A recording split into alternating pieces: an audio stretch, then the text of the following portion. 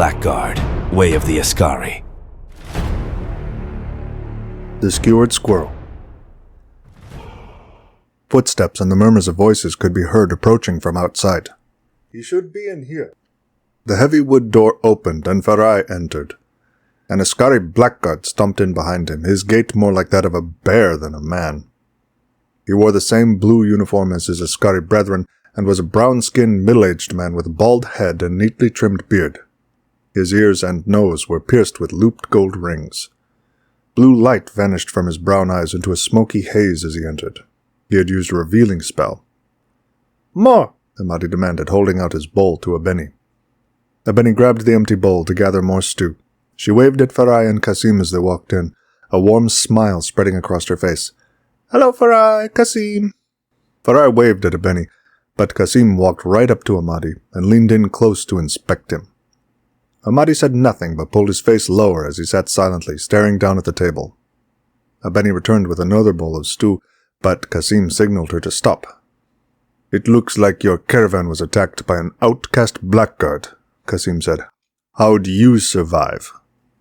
Amadi did not utter a sound as Kasim spoke to him. He didn't move, he didn't acknowledge Kasim. He just ignored Kasim as he waited for the next bowl of stew. He was exhausted from his last battle and wasn't sure if he had enough left in him for this encounter, but he had no choice. The only way to see his father again, the only way to get stronger, was to summon him. "There's been a rise in attacks on travelers. Do you know anything about them?" Kasim asked. But Amadi stared daggers at the table instead of replying. "The problem is, if you refuse to answer any of our questions, your silence may be seen as a confession that you have some part in the outcasts' attacks. We are authorized to place you under arrest and take you into custody. You will be brought before the chieftain of Ragnid, who will interrogate you." Amadi raised his head slightly and peered out of the corner of his eye. In his peripheral, he saw someone else in the room who stood right in between the Askari. The two spearmen jumped up in surprise and pointed their spears at the man who had just arrived. Even the man in the corner got up from his seat and drew a small blade. Kasim slowly turned round and faced the man behind him. The newcomer's glare was like ice as white boko seeped from his hands. "Threatening children? Is that what makes an Askari these days?" he said.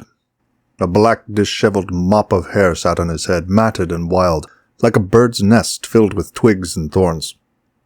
Several bone piercings decorated his ears and face. His light brown skin was pale and covered in black ink from several tattoos. He surveyed the room. "Where did you come from?" Kasim asked as Boko flared in a low blue light around his hands.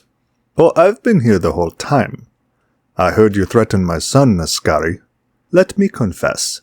I killed that caravan of travelers and drove their bloody carriage onwards while my son rode in the back. And for threatening my son, you and your friends have sentenced yourself to death. Oh, don't worry. I will make your death my art." "And who are you?" White dead eyes peered from under heavy eyebrows as he answered Kasim's question. "I am Akachi, the Damned."